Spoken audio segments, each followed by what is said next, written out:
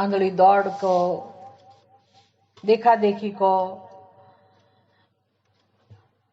પોતાનો કોઈ વિચાર જ ના હોય, દુનિયા જે રીતે જોતી હોય, દોડતી હોય એમ જ આપણું જીવન જીવવું, એ બધું કદાચ નવી જનરેશનમાં એ બધા વિચારોનો જે પ્રવાહ છે ને એ બદલાશે. એ લોકો વિચારશે, મને તો એવું લાગે છે કે આમાંથી કંઈક શીખશે. એટલે પરિવર્તન આવે તો પછી આ બધાનું મહત્વ સમજાય, મૂલ્યનિષ્ઠ જીવનનું. અને જેને મોક્ષમાં રસ છે એ તો અડધી યાત્રા કરી જ ચૂકેલો છે એ વ્યક્તિ તો, એટલે એને તો ખબર જ છે. પણ છતાંય એક એક મૂલ્યને, એના બધા પાસાને જાણવા, સાચી રીતે સમજવું. બધા મૂલ્યો આપણે કઈ ના સમજી શકીએ તો કઈ વાંધો નહીં, પણ 3-4 મૂલ્યો પણ સારી રીતે સમજીએ, એનું મહત્વ સમજીએ, એનું પાલન ખરા અર્થમાં કઈ રીતે થઈ શકે એ સમજીએ, તો આપણો આંતરિક વિકાસ થાય જ, આપણું ઘડતર થાય જ. આ આંતરિક વિકાસ, આપણું જે ઘડતર છે એ જ ખરી સફળતા છે જીવનની. અને એ અનુભવી શકાય, સમજી શકાય. એ જ ખરી તાકાત છે જીવન જીવવાની, અને એનો જ આનંદ છે. એ જ આપણને પરમ સત્ય સુધી લઈ જનારી વસ્તુ છે. એટલે આપણે બહુ શક્તિશાળી બનીએ પછી બધી વસ્તુઓ આવે આપણી અંદર. સાદગી પણ આવે, ત્યાગ પણ આવે, નિસ્વાર્થતા પણ આવે, કરુણા તો આવે જ આવે, ક્ષમા આવે, બધી વસ્તુઓ આવે. તો જેના હૃદયમાં કરુણા હોય, ક્ષમા હોય, જેના જીવનમાં સાદગી હોય, સંતોષ હોય, જે વ્યક્તિ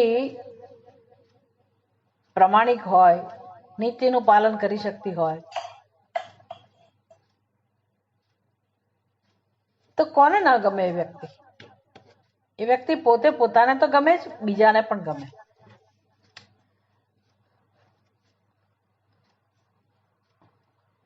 એ જ ખરેખર ભગવાનની ઈચ્છા છે.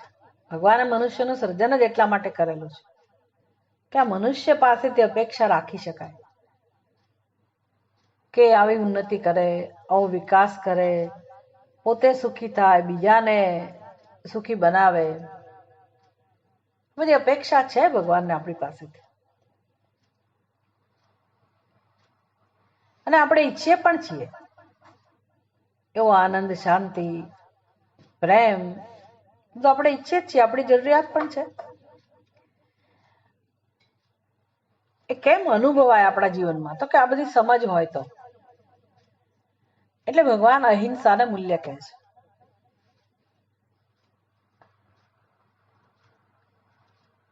આપણે ગયા વખતે જોયું કે અજ્ઞાનને કારણે આપણા જીવનમાં બહુ બધી હિંસા છે. લોભને કારણે, સ્વાર્થને કારણે માણસ હિંસા કરતો હોય. હિંસાનું કારણ આ જ હોય, સ્વાર્થ અને લોભ. અને મનુષ્ય જ હિંસા કરે છે, એ પણ આપણે જોયું. એટલે ક્યાં ક્યાં આપણા વ્યવહારમાં હિંસા થાય છે એને શોધી કાઢવી, અને એનું ઓછામાં ઓછી હિંસા થાય એવું આપણું જીવન બનાવવું. આ બધું વિચારથી થાય. સાચું માર્ગદર્શન, સાચું ચિંતન કરતા એકવાર આપણને આવડી જાય અને એક આપણા મનમાં એક નિશ્ચય થઈ ગયો હોય કે મારે અહિંસા અને શીખવી છે, અહિંસાને સમજવી છે, અને મને એનાથી શું ફાયદો થશે, બધી ખબર હોય તો આપણે અહિંસાને સમજવાનો પ્રયાસ કરીએ. એટલે હિંસા ક્યાં ક્યાં થાય છે? તો કેટલા સ્તરે હિંસા થાય છે આપણા જીવનમાં, અને બધું હિંસા કહેવાય એ પણ સમજાય. આપણી જરૂરિયાતો હોય એના કરતા વધારે વસ્તુઓનો બેફામ ઉપયોગ કે દુરુપયોગ કે એને વેડફી નાખવી, આ પણ હિંસા છે. નાના નાના વ્યવહારમાં, નાના નાના કર્મોમાં આપણે કેવી રીતે હિંસા કરતા હોઈએ છીએ, માત્ર આપણા મોજ શોખને કારણે. એટલે જરૂર વગરનું, જરૂર કરતા વધારે જે કે વપરાશ છે આપણા જીવનમાં શોખને કારણે, એ પણ હિંસા કહેવાય એવું આપણને સમજાય. એક દિવસ ધીરે ધીરે સમજાય.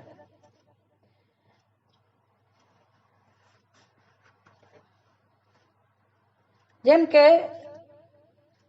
ઘરમાં નાનકડો એક પરિવાર હોય, ઘરમાં જેટલી સામગ્રી હોય, વસ્તુઓ હોય, સંપત્તિ હોય, એનો લાભ બધા સભ્યોને મળવો જોઈએ. કોઈ 2-3 વ્યક્તિ પોતાની પાસે એના તાકાત હોય, આવડત હોય, શક્તિ હોય, એટલે એનો ઉપભોગ વધારે કરે તો સ્વાભાવિક છે કે બીજા આનાથી વંચિત રહી જવાના. એટલે આ વસ્તુ હિંસા જ થઈ. એવી જ રીતે આ કુદરતમાં, સમષ્ટિમાં જે કઈ વસ્તુઓ છે, સંપત્તિ છે, બધું ભગવાનનું જ છે. ઈશાવાસ્ય ઉપનિષદ કહે છે, મહાગૃધ કસ્યસ્વિત ધનમ, કસ્યસ્વિત ધનમ.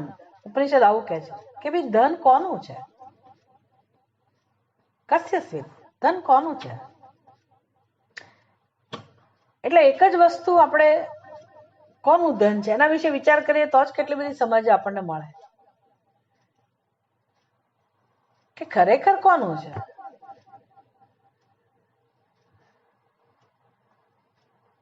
કેટલી પેઢીઓથી કોઈ રાજમહેલની અંદર કોઈ ભિક્ષુક આવે એટલે દરેક વખતે એને જવાબ મળે કે ભાઈ તને કશું આપવા, અહીંથી કશું નહીં મળે, બિચારો પાછો જતો રહે. આવી રીતે 5-6 વખત આવ્યો તો દરેક વખતે એને જવાબ આપનાર વ્યક્તિ બદલાઈ જાય. એટલે પછી એક દિવસ એને વાર્તાલાપ શરૂ કર્યો કે તું મને કહેનારો કોણ છે કે તમને કશું નહીં મળે, અથવા આ સંપત્તિ મારી છે, રાજમહેલ મારો છે.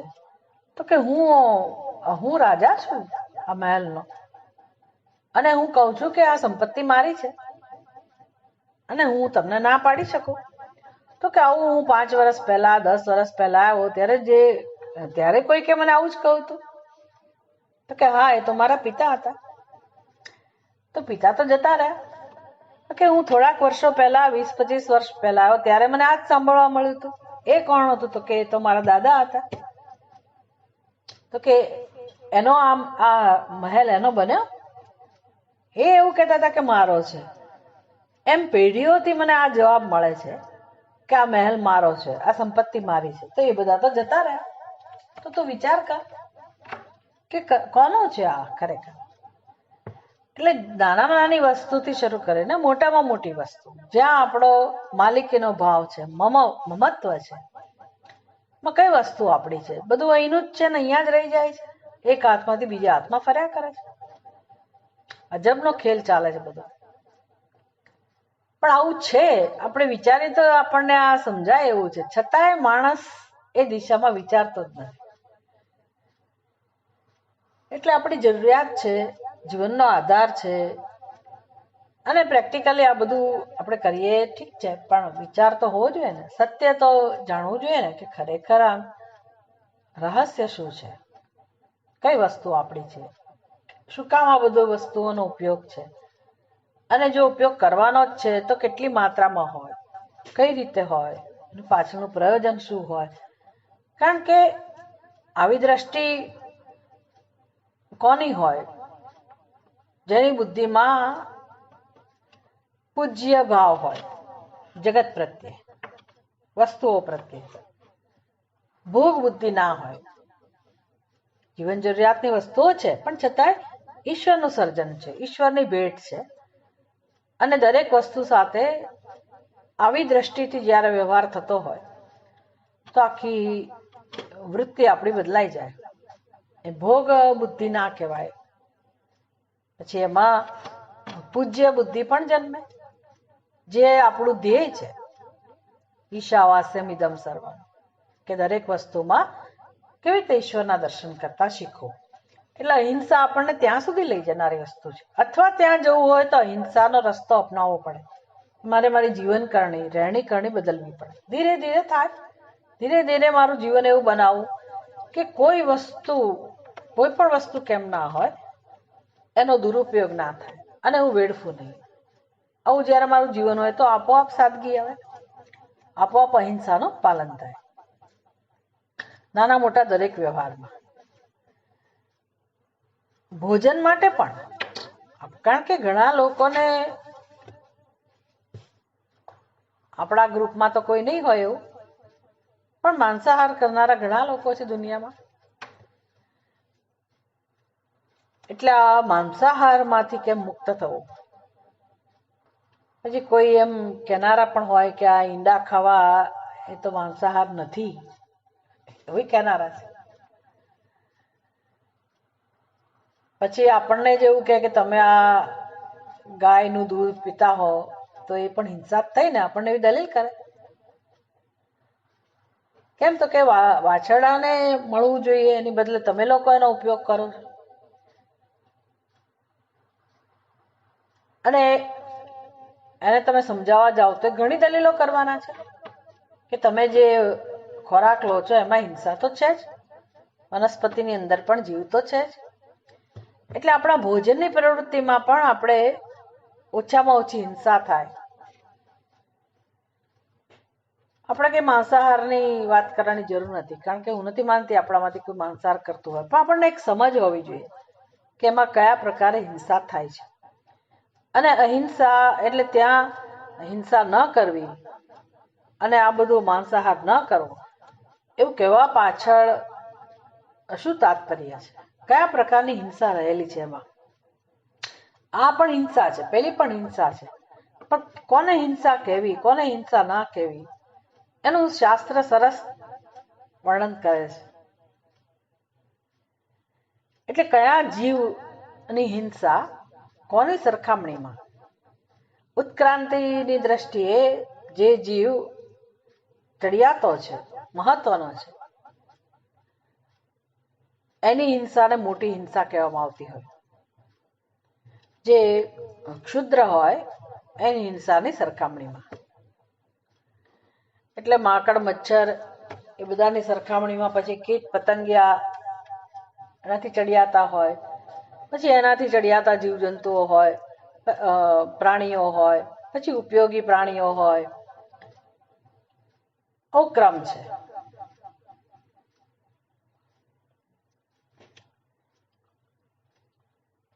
અને અહિંસામાં રસ વધતો જાય તો આપણા ઋષિ મુનિઓ તો ઓછામાં ઓછી હિંસા, એટલે કે ફળ ઝાડ ઉપરથી પડવાનું જ છે, પાકી ગયું હોય અને એને ખોરાક તરીકે ઉપયોગ કરો તો એમાં કોઈ હિંસા નથી.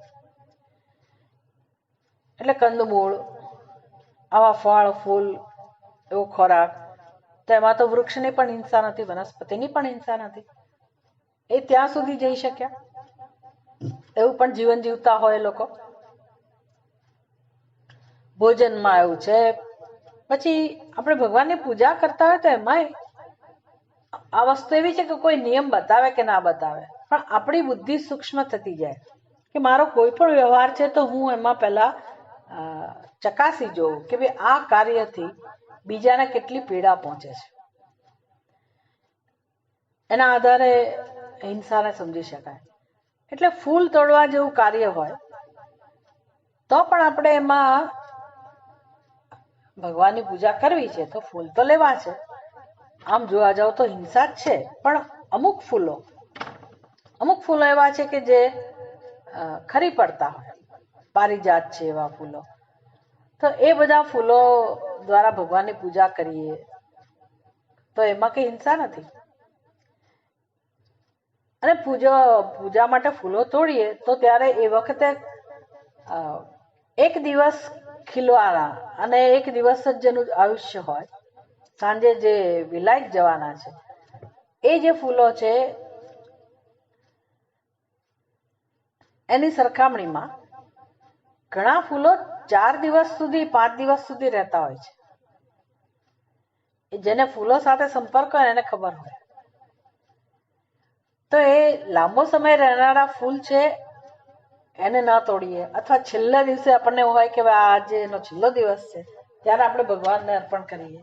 આ તો મારો વ્યક્તિગત છે, આવું કઈ શાસ્ત્રમાં કહ્યું નથી, પણ આ તો આપણને એવું મજા આવે કે આપણે શું કામ એને ના રહેવા દઈએ છોડ ઉપર. ભગવાનની પૂજા કરવી એ પણ એક છે. આ તો વધારે પડતું સેન્સિટિવ છે. ભગવાનની પૂજા માટે તો ભાગવતમાં તો એવું કે છે આખી કુદરત ભગવાનની પૂજા કરી રહી છે, અને ફૂલો એટલા બધા ભગવાન જ્યારે અવતાર ધારણ કરવાના હોય તો આખી વનશ્રી અથવા તો આ બધી સંપત્તિ ફૂલો બધા વગેરે એ ભગવાનને સમર્પિત થવા માટે ઉત્સુક હોય, એટલે ત્યાં મહિમા જુદો છે આખો.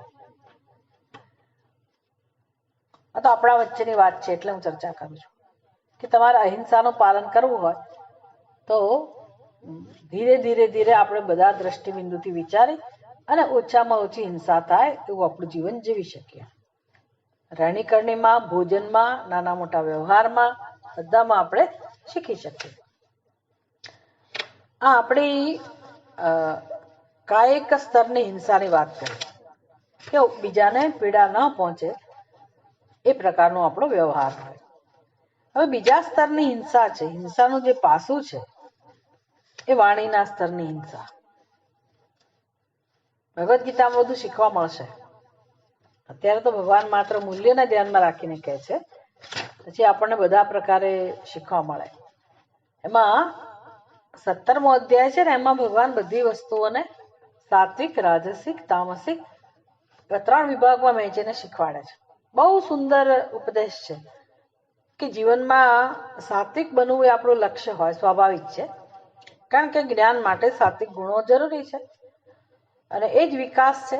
તો તમસમાંથી રજસ, રજસમાંથી સત્વ, એ દિશામાં આપણે જતા હોઈએ તો કેવી રીતે આપણા વિચારોને સાત્વિક બનાવીએ, આપણી શ્રદ્ધાને સાત્વિક બનાવીએ, આપણા વ્યવહારને સાત્વિક બનાવીએ, વાણીને સાત્વિક બનાવીએ, એમ આખું સમગ્ર વ્યક્તિત્વ આપણું સાત્વિક બને એ રીતે ભગવાન આપણને ઉપાય બતાવે છે. તેમાં તપશ્ચર્યા પણ આપણને એમ કે તપશ્ચર્યા માત્ર ઉત્કૃષ્ટ વસ્તુ છે, તે કેવું નથી. અસુરોય તપશ્ચર્યા કરતા હોય. આપણા પુરાણો તો બધી કથાઓથી ભરપૂર છે. એટલે રાક્ષસો, અસુરો એ બધા પણ તપ કરતા હોય, પણ એ તામસિક તપશ્ચર્યા છે. એની પાછળનો સંકલ્પ પણ શુદ્ધ નથી. એટલે કઈ તપશ્ચર્યા આપણું કલ્યાણ કરનારી છે અને આપણો વિકાસ કરનારી છે. તો એમાં ભગવાન વાણીના તપની વાત કરે છે. તપ કેટલા સ્તરે હોય તો કાયિક, વાચિક અને માનસિક સ્તરે. એમાં વાંગમયન તપઃ ઉચ્યતે. વાણીના સ્તરની તપશ્ચર્યા. કેટલી વસ્તુ આવે એમાં. જો તમારી પાસે ગીતા હોય તો તમે 17મો અધ્યાય જે છે ને એનો 14મો શ્લોક કાઢી શકો. એમાં ભગવાન કહે છે અનુદ્વેગ કરમ વાક્યમ સત્યમ પ્રિયહિતમ ચ યત સ્વાધ્યાય અભ્યસનમ ચૈવ વાંગમયન તપ ઉચ્યતે. અને વાંગમય તપ કહેવાય. કેટલી વસ્તુઓ. વાક્યમ એટલે આપણે જે બોલીએ છીએ તે એ કેવું હોય. અનુદ્વેગ કરમ, ઉદ્વેગ કરનારું હોઈ શકે અને અનુદ્વેગ કરનારું. એટલે આપણે બોલીએ છીએ તો એમાં સાવધાની આપણી હોય તો જ આ તપશ્ચર્યા થઈ શકે. નહીતર ઉદ્વેગ જન્મ્યો, આવેગ જન્મ્યો અને આપણે બોલી નાખ્યું, બોલાઈ ગયું, મારા મોંમાંથી નીકળી ગયું, એવું કહેતા હોય છે આપણે. આપણે તો બોલી નાખ્યું પણ બીજાની અંદર ઉદ્વેગ જન્મ્યો. આ બીજાની અંદર ઉદ્વેગ જન્મ્યો આપણા વાક્યથી, એને હિંસા કહેવાય. એટલે હવે અહિંસા મારે એનું પાલન કરવું હોય તો તપશ્ચર્યા એ ઉપાય છે. કેવી તપશ્ચર્યા?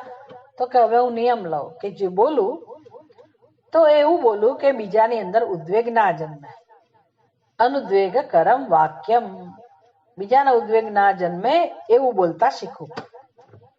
નિશ્ચયથી કઈ નહીં થાય. હા, કાલથી હું એવું જ બોલીશ એવું કઈ ના થાય, કારણ કે આપણી અંદર ઉદ્વેગ બહુ ભરેલો હોય, આપણી અંદર જ અજંપો હોય, આપણી અંદર કેટલીક સમસ્યા છે અજ્ઞાનને કારણે, અને કેટલા કારણો છે બધાના. કોઈ માણસ હિંસા આમનામ ના કરે. પ્રસન્ન હોઈએ તો કઈ આપણે કોઈની હિંસા ના કરીએ, મનથી પણ નહીં, વાણીથી પણ નહીં, શરીરથી પણ નહીં. એટલે અંદર બધા કારણો છે. કોઈ એવું ના કહી શકે ના ના હું મારી અંદર તો એવું કઈ છે જ નહીં, હું તો બરાબર, આવું કોઈ હોય જ નહીં, તો તમે જન્મ્યા જ ના હોય. એટલે માણસ જન્મ્યો એટલે આ બધું હોય છે. આ બધું આપણે શોધી કાઢવાનું છે. આપણે પ્રૂવ નથી કરવાનું કે આ છે જ, એમ નહીં. આપણી અંદર છે અને વ્યવહારમાં પ્રગટ થાય છે, અને મારે એને એમાંથી મુક્ત થવું છે. સિમ્પલ. એટલે આ બધા જીવનના નિયમો કે હું શીખવું, અમારે શીખવાનું છે. હું કઈ નિશ્ચય કરું એટલે કાલથી મારાથી આવું પાલન થાય જ, ઇટ્સ નોટ પોસિબલ. એટલે ઘડતરની પ્રક્રિયા છે. ધીરે ધીરે ધીરે પોતે જ શીખવાનું છે. કોઈ મને કહે ને હું શીખું એવું શક્ય ના હોય. મારો નિશ્ચય બને કે મારે આવા બનવું છે, અને નિશ્ચય ક્યારે બને તો એના ફાયદા જાણીએ ત્યારે. હું નહીં સમજું તો હું શું ગુમાવીશ, શું નુકસાન છે એ જાણું. હું જો એનું પાલન કરીશ, મારામાં પરિવર્તન લાવીશ, તો મને કયો ફાયદો થશે અને મને શું જોઈએ છે જીવનમાં, આ બધી વસ્તુની સ્પષ્ટતા હશે તો આપણે પ્રેમથી આ બધું પાલન કરી શકીશું. પછી કોઈ કહેવું ના પડે, આપણો પોતાનો નિશ્ચય હોય, એને ઉપાસના કહેવાય. મને ગમે છે ને હું કરું છું. એટલે અનુદ્વેગ કરમ વાક્યમ. એ તો જયારે આપણે આવું નક્કી કરીશું ને કે આવું મારે કરવું છે, ત્યારે ખરો સંઘર્ષ શરૂ થશે કે આવું ન થાય એના માટે શું કરવું. જ્યાં સુધી આપણે આ સિદ્ધ ના કરીએ તો જન્મો નીકળી જાય. પણ ત્યાં સુધી શીખવાનું છે. એટલે એવું આ વાણીના સ્તરનું તપ એટલે શું, તો કે આ પહેલો નિયમ એ કે બીજાને પીડા પહોંચે, બીજાને ઉદ્વેગ થાય એવું હું ન બોલું. પછી નિયમ છે સત્ય બોલું. આ બધી શરતો છે. વાણીનું તપ કોને કહેવાય, તો કે જેમાં સત્ય બોલવાનું આવે, સત્ય હોય. પછી પ્રિય, બીજાને સાંભળવું ગમે એવું હોય, પ્રિયકર હોય એવું બોલવું, સત્ય બોલું, બીજાને ગમે એવું બોલું. હિતમ, બીજાના હિતમાં હોય તો જ બોલું. આ વાણીનું તપ થયું. પછી સ્વ અધ્યાય અભ્યસનમ, અભ્યાસ. સ્વ અધ્યાય, સ્વાધ્યાય એટલે બધાના નિયમમાં આપણે ગયા વખતે ચર્ચા કરી ને, બ્રહ્મયજ્ઞ એને સ્વાધ્યાય કહેવાય. જે પણ નિયમ તમારા ઘરમાં હોય, તમારા જીવનમાં હોય, ગીતાનો પાઠ કરવો, વિષ્ણુ સહસ્રનામનો પાઠ કરવો, કૃષ્ણ ભગવાનનું કોઈ સ્તોત્ર બોલવું, કે કોઈ મંત્ર જપ કરવો. જેમ સ્વામિનારાયણ લોકોની શિક્ષાપત્રી હોય તો એ લોકો એનો પાઠ કરતા હોય, જેને જેમાં શ્રદ્ધા હોય.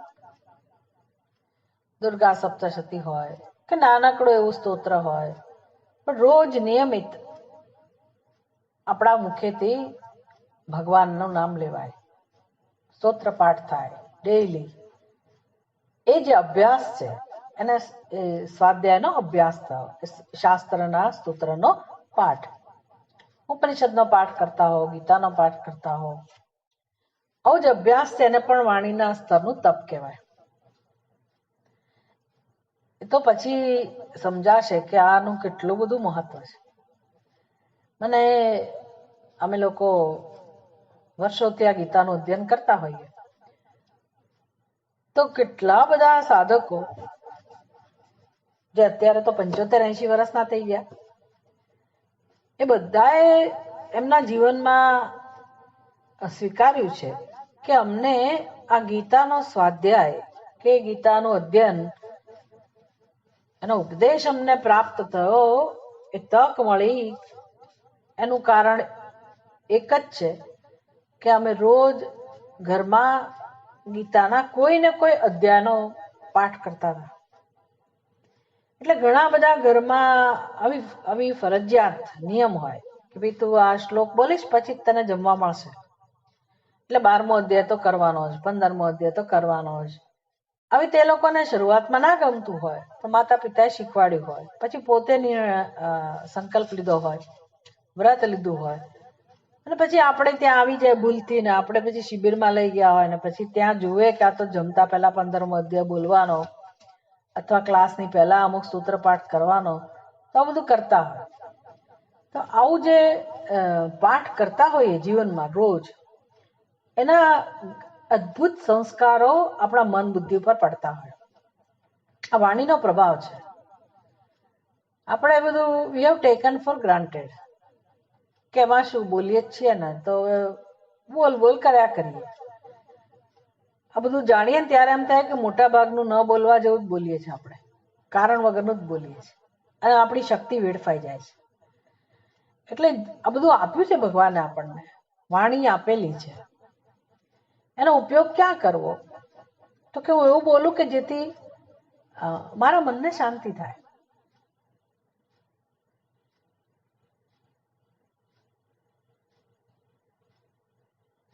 और उनको सुख मिले, अपने को शांति होए, ऐसा वचन बोलिए. એવું બોલીએ આપણે કે બીજાને શાંતિ થાય, આપણને સુખનો અનુભવ થાય. કેટલી સરસ વસ્તુ છે આ, કેટલી સરસ વસ્તુ છે. એટલે આવું બધું પાઠ કરવો, ભગવાનનું નામ લેવું, એની સ્તુતિ, ભગવાનની સ્તુતિ કરવી. ભગવાનની સ્તુતિ જ હોય. ભગવાનના નામ એટલે શું? વિષ્ણુ સહસ્ત્ર નામ, ગેયમ ગીતા નામ સહસ્રમ. શંકરાચાર્યજી આવું શીખવાડે કે તમે આવા સહસ્ત્ર નામ, વિષ્ણુ સહસ્ત્ર નામ, લલિતા સહસ્ત્ર નામ, શિવ સહસ્ત્ર નામ. હમણાં તો મેં ક્યાંક હનુમાનજીના 1000 નામ સાંભળ્યા, કેટલા સરસ 1000 નામ. સાંભળીને જ ખુશ થઈ જાય કે આવા સરસ ભગવાનના નામ છે. એટલે એનું શ્રવણ કરો કે બોલો. અહીંયા આપણે વાણીના સ્તરની વાત કરીએ છીએ એટલે પાઠની વાત છે, પણ એ બોલવું એ તપ છે. અને આપણે કોના સંદર્ભમાં શીખીએ છીએ? અહિંસાના સંદર્ભમાં. કેમ? તો કે મારે અહિંસાનું પાલન કરવું હોય તો આ બધું શીખવું પડશે. અને આનાથી શું ફાયદો? તો કે જે મારી શક્તિ વેડફાઈ જાય છે વાણીમાં, વગર મફતનું બોલ બોલ કરવામાં, અને એમાં નિયમોની ખબર ના હોય. જેમ કે તપ એવી ખબર હોય, અહિંસા, વાણીના સ્તરની અહિંસા એટલે શું? તો કે આ વાણીના સ્તરનું તપ. એમાં ખબર ના હોય કે આને તપ કહેવાય. એટલે આપણને એમ કે સત્ય બોલવું એ તપ છે. તો કે ના ભાઈ, સત્ય બોલવું એ માત્ર તપ નથી. ઘણા લોકો આમ અભિમાનથી કહેતા હોય હું તો સાચું તો કહી જ દઈશ, સત્ય જ સાચું બોલી જ દઈશ ને, મેં તો ચોપડાઈ દીધું ને સંભળાઈ દીધું ને, સાચું છે ને કહીએ છીએ ને, એમાં શું ખોટું છે ને. પણ એ તપ નથી. એ જે હોય તે, પણ તપશ્ચર્યા નથી. એટલે અહીંયા ભગવાન બાંધી દે છે આપણને કે તમારે જો તપશ્ચર્યા શીખવી હોય તો કોને તપશ્ચર્યા કહેવાય, કોને અહિંસા કહેવાય? તો કે હું જો બોલું, એક બીજાને પીડા પહોંચાડે નહીં એટલું તો ખરું જ, પણ જો હોય તો સત્ય બોલું. પણ સત્ય હોય એટલે બોલવું જેવો નિયમ નથી. કોઈ પૂછે તો અમારે સત્ય જ બોલવાનું છે. અને પાછો બીજો કયો નિયમ છે? પ્રિય કરે. એ બીજાને ગમશે. હું જે કહીશ એ બીજાને ગમશે. તમને ખબર છે કે સત્ય કડવું જ હોય, કોઈને ના ગમે. એટલે આપણે પાછા એમ પણ કહીએ કે હું સત્ય કહીશ, પણ એ તો સત્ય તો કડવું હોય, ઝેર જેવું હોય, પણ હું શું કરું?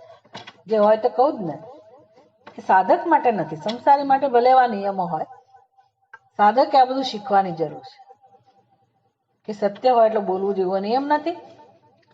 બીજાને પ્રિય લાગે એવું બોલવું એ પણ કઈ બોલવા યોગ્ય નથી. અપ્રિય હોય, કડવું લાગતું હોય, પ્રિયકર ન હોય તો પણ ન બોલવું જોઈએ, એવો નિયમ છે. વળી એના હિતમાં હોય તો જ હું બોલું. એમાં તેનો કશું થવાનું ના હોય હિત, તો પણ બોલવાની જરૂર નથી. ભલે સત્ય હોય પણ સામે વ્યક્તિનું એમાં હિત ના હોય તો પણ મારે બોલવાની જરૂર. એટલે પ્રયોજન હોવું જોઈએ. કોઈ પૂછે તો જવાબ આપવાનો આવે તો જુદી વસ્તુ છે, અથવા આપણે કોઈ એવી સ્થિતિમાં હોઈએ અથવા આપણે કોઈકને માર્ગદર્શન આપવાનું હોય કે આપણે બાળકોને શિક્ષણ આપવાનું હોય, એ બધા સંજોગોમાં જુદી વસ્તુ છે. ત્યાં આપણે બોલીએ તો બરાબર છે કે એના હિતમાં છે એટલે આપણે કહીએ, પણ નહીતર પ્રયોજન વગર ના બોલવું, આવું કહે છે. એને તપશ્ચર્યા કહે છે.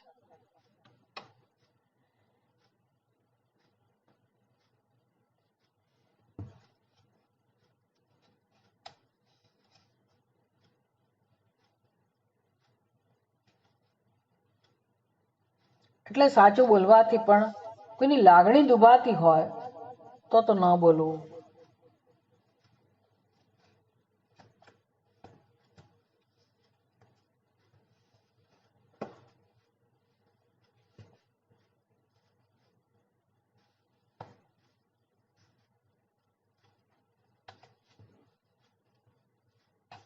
આવું શીખવું પડે. એટલે બોલતા પહેલા મારે કેટલો વિચાર કરવો પડે કે આ બીજાને ગમશે કે નહીં, એમાં બીજાનું હિત છે કે નહીં, એની લાગણી તો નહીં દુભાય. એટલે આ જે પ્રોસેસ છે આમાંથી જ્યારે આપણે પસાર થઈએ એમાંથી શું, એમાં ખરેખર શું કામ થતું હોય છે, તો કે આપણી અંદર એના બે બેનિફિટ છે. એક તો વિચાર્યા વગર જ્યારે બોલી દઈએ તો આપણી શક્તિ બધી વેડફાઈ જાય, એક આ નુકસાન છે. અને બીજું, આ બધું સમજી વિચારીને જ્યારે આપણે મનમાં આ બધું ચિંતન કરતા હોઈએ, કારણ કે વાણી પછી પ્રગટ થાય છે, પહેલા મનના સ્તરે હોય, વિચારના સ્તરે હોય. એટલે વિચારના સ્તરે કામ થતું હોય તો આપણી અંદર એક સ્ટ્રેન્થ, એક આંતરિક બળ આવતું હોય, જેનાથી આપણે આપણું નિયંત્રણ કરીએ આપણા પોતાના વિચારોનું. આ જે કામ છે મનના ઉપર, વિચારો ઉપર નિયંત્રણ કરવું, બહુ મોટી સિદ્ધિ છે અને બહુ પુરુષાર્થ માગી લે છે. અને એમાંથી જે શક્તિ પ્રગટ થાય એ જ શક્તિ ખરેખર આપણને જીવનમાં બીજા કાર્યોમાં ઉપયોગી થાય.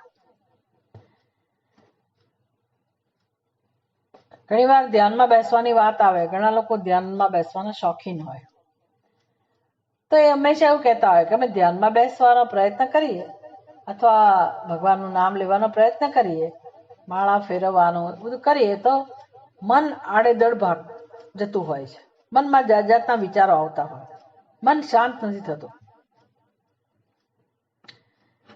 એટલે આ જો અહિંસાનું પાલન આપણે શીખીએ અને આવી રીતે મનના વિચારો ઉપર, વિચારોને સમજવા, એના ઉપર નિયંત્રણ લાવવું અને પછી બોલવા જેવું લાગે તો જ બોલવું. આ જે આખો આપણે એક પ્રોજેક્ટ હાથમાં લીધો અને એ દિશામાં કામ કરતા હોય તો આપણી મનની શક્તિઓ વધતી જાય અને મન ઉપર નિયંત્રણ આવતું જાય. દુનિયામાં કોઈ તાકાત એવી નથી કે આપણા મનને નિયંત્રણમાં લાવી શકે. આપણે બીજાના મનને તો નિયંત્રિત ના જ કરી શકીએ, પણ આપણા મનને પણ બીજા કોઈ નિયંત્રિત ના કરી શકે. એટલે આ બહુ મોટી સિદ્ધિ છે. એટલે વાણીનો સંયમ આવશ્યક છે.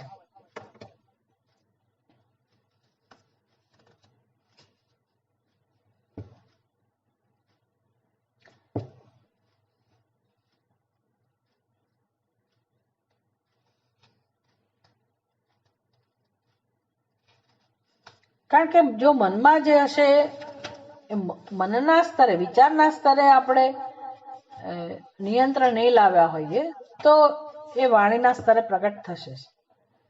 પછી બીજો જે વ્યવહાર છે એમાં પણ એ પ્રગટ થશે, એટલે કર્મના રૂપમાં.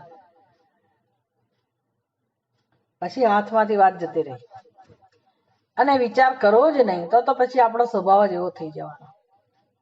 એમ કરતા કરતા આપણી શક્તિઓ ખલાસ થઈ જાય. એટલે આપણું ઘડતર કહો કે મન ઉપરનું નિયંત્રણ કહો કે આંતરિક ઉન્નતિ કહો એ બધા માટે આ વાણીના સ્તરની અહિંસા આવશ્યક છે.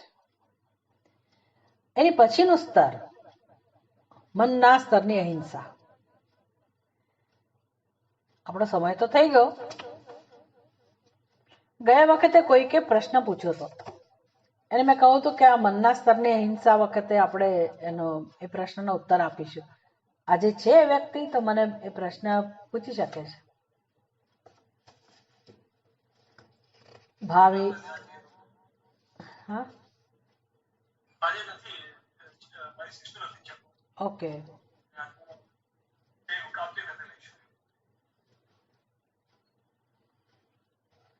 એનો શું પ્રશ્ન હતો ખબર છે?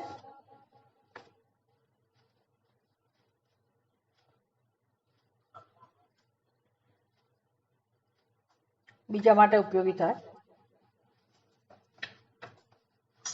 તમારા કોઈના પ્રશ્નો હોય તો તમે પૂછી શકો.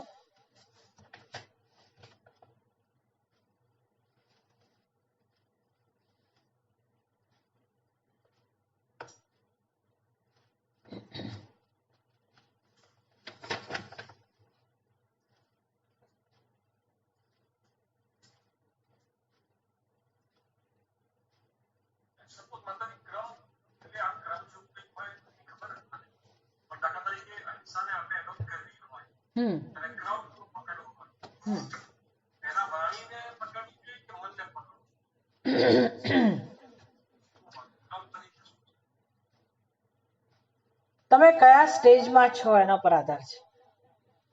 તમે જીવનમાં ઘણી બધી હિંસા કરતા રોકી શકતા હો, ન થતી હોય તમારી, અને વિચારશીલ વ્યક્તિત્વ હોય તો તમે વિચારના સ્તરે અહિંસાનું પાલન શીખો, આગળ વધો. એટલે આડેધડ જે વ્યવહાર થતો હોય, વર્તન થતું હોય, આવેગાત્મક વર્તન જ્યારે થતું હોય તો એનો અર્થ કે પહેલા મારે ત્યાંથી શરૂઆત કરવાની જરૂર છે. પણ પછી એ લગભગ આપણે વ્યવહાર ન કરતા હોઈએ, ઘણું બધું શીખ્યા હોઈએ અને બોલી જવાતું હોય તો એનો અર્થ કે મારે વાણીના સ્તરે કામ કરવાની જરૂર છે. એટલે મારે જ શોધી કાઢવું પડે કે મારાથી જીવનમાં કયા કયા સ્તરે હિંસા થાય છે.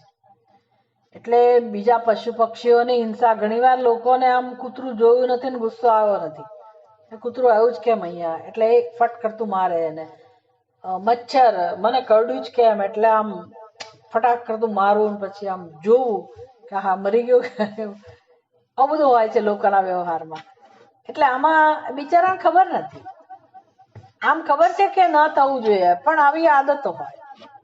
પગ પછાડીને ચાલવું, ચપ્પલ ઘસડીને ચાલવું, છોડવા નાના નાના છોડવા હોય તો એને ખેંચતા ખેંચતા ચાલવું, કંઈક ને કંઈક આમ એના વ્યવહારમાં પ્રગટ થતું હોય આ બધી વસ્તુઓ. તો આ જ્યારે વ્યક્તિ સાંભળે ત્યારે હવે જે સાંભળનાર છે એની જવાબદારી. હવે મેં નક્કી કર્યું કે મારા હિંસાનું પાલન કરવું છે, હિંસા શીખવી છે, તો હું મારું નિરીક્ષણ કરું વ્યવહારનું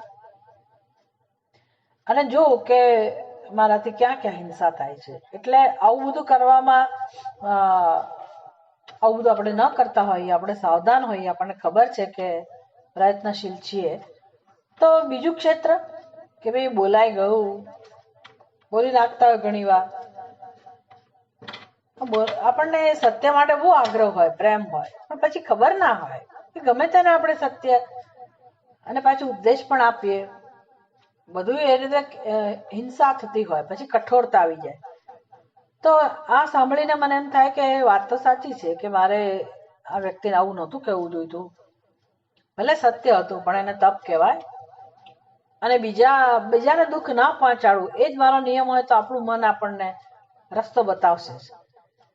અને નિરીક્ષણ, આત્મનિરીક્ષણ, આપણા પોતાના જ વ્યવહારનું નિરીક્ષણ કે વાણીના સ્તરે મને આવી ટેવ છે તો પછી હું ત્યાં સુધારો કરું. અને પછી મનના સ્તરની હિંસા માટે થોડોક સમય ઓછો છે આજે, એટલે 15 મિનિટ 10-15 મિનિટ જોઈએ, નહીતર આજે હું મનના સ્તરની પણ અહિંસા લઈ શકી હોત. હવે સમય થઈ ગયો એટલે મનના સ્તરે હિંસા કોને કહેવાય એ બધી સમજમાં ક્રમ જેવું નથી. તમે ક્યાં છો, તમારી ક્લેરિટી, સ્પષ્ટતા, સમજ અને બધું બધા સ્તરે કામ થતું હોય. એટલે જો મનના સ્તરે હું સાવધાન હોઉં અને નિયંત્રણ હોય તો પછી વાણીમાં ઓછું પ્રગટે, પછી વ્યવહારમાં સાવ ઓછું પ્રગટે. મનના સ્તરે હજુ કામ ના કરી શકતી હોવ તો વાણીના સ્તરે થતું હોય. એટલે આપણી ક્ષમતા કેટલી છે એના પર પણ છે. પણ મોટે ભાગે એવી ક્ષમતા નથી હોતી કે માણસ એકલો બેસીને સીધું મનના સ્તરે કામ કરે. અભ્યાસ થઈ ગયો હોય ને, આપણી ટેવ થઈ ગઈ હોય એટલે આપણે અજાણતા પણ કરી બેસતા હોઈએ હિંસા. એટલે પછી દમહ ત્યાંથી શરૂઆત થાય કે ભાઈ હું નક્કી કરું કે આવું તો નહીં જ કરું. એટલે હવે પશુ પક્ષીને મારવાનું તો હું નહીં જ કરું, બીજાને કોઈક રીતે હિંસા પહોંચાડતા હોઈએ તો એ તો નહીં જ કરું. અને આ બધામાં એવું નથી કે તમે મનનો ઉપયોગ નથી કરતા. મનનો ઉપયોગ આપણે શારીરિક સ્તરની હિંસા ન કરવા માટે મનનો ઉપયોગ તો કરવાનો જ છે ને. વિચાર તો કરવાનો જ છે કે ભાઈ આનાથી શું નુકસાન છે અને શું કારણ છે કે મારો વ્યવહાર છે. એટલે બધામાં આપણી અંદર જે બધા કારણો છે એને શોધી કાઢવા પડે અને પછી ખરા અર્થમાં આપણે અહિંસક બની શકીએ. અંદર બધું ભર્યું હોય, કારણ કે નાનપણમાં આપણી સાથે એવો વ્યવહાર થયો હોય, બની શકે ભૂતકાળમાં ગમે ત્યાંથી ગમે તે રીતે આપણે હર્ટ થયા હોઈએ, તે બધું અંદર ભર્યું હોય અને આપણા વ્યક્તિત્વમાં હોય અને પ્રગટ થતું હોય, મને ખબર ના હોય. એટલે તમે ગમે તેટલું નક્કી કરો કે મારે અહિંસાનું પાલન કરવું છે, પણ અંદર જે ઉદ્વેગ છે જ, અંદર બધું પેઇન છે, એ તો બહાર આવવાનું જ છે કોઈક ને કોઈક રીતે. એટલે તમારે એના માટે તૈયાર થવું પડે, એના માટે સમય આપવો પડે. એટલે આ બધી પ્રક્રિયા છેવટે પોતાને સમજવા માટેની છે. બધા ટૂલ્સ છે, પણ ખરેખર આ બધા દ્વારા આપણે પોતાને સમજીએ છીએ કે આપણી અંદર એવું બધું શું ભરેલું છે કે જેને કારણે આપણો વ્યવહાર આવો છે.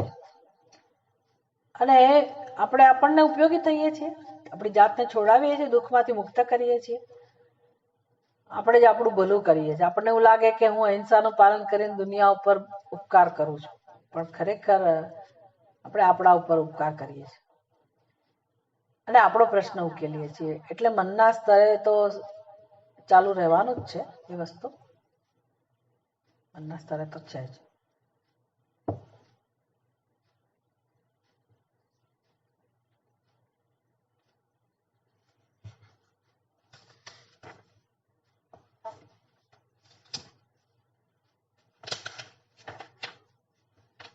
કોઈ પૂછે છે?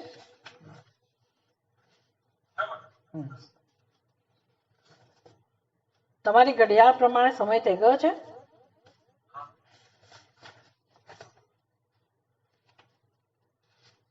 બહુ જલ્દી સમય જતો રહ્યો છે.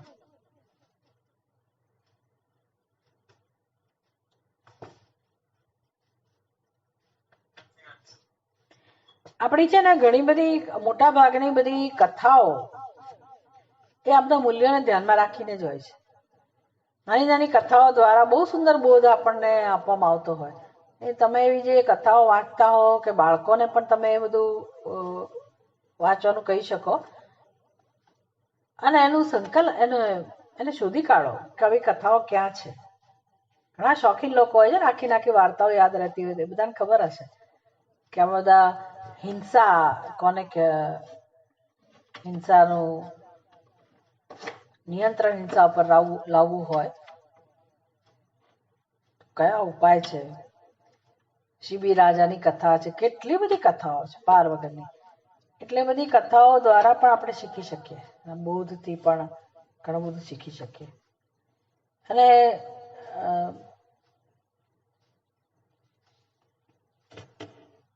ઘણા બધા પાત્રો પણ છે પુરાણમાં, મહાભારતમાં, કે જે આ બધી વસ્તુ શીખવતા હોય. એ બધું હોમવર્ક કહેવાય, એ તમારે કરવાનું. હું તો અહીંથી ખાલી તમને ભગવદ્ ગીતાના આધારે એક હિન્ટ આપું. બાકી આનું પાલન કરવા માટે ઉપયોગી વસ્તુ જે સાહિત્ય છે ને, એ આપણી પાસે ભરપૂર છે. બધી કથાઓ દ્વારા તમે ઘણું બધું શીખી શકો અને તમારા બાળકોને શીખવાડી પણ શકો. બહુ મહત્વની વસ્તુ છે. સારું, આપણે પૂરું કરીએ. બરાબર.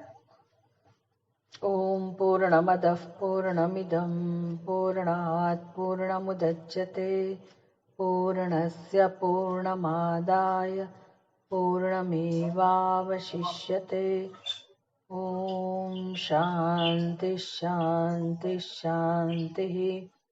हरिः ॐ श्रीगुरुभ्यो नमः। हरिः ॐ।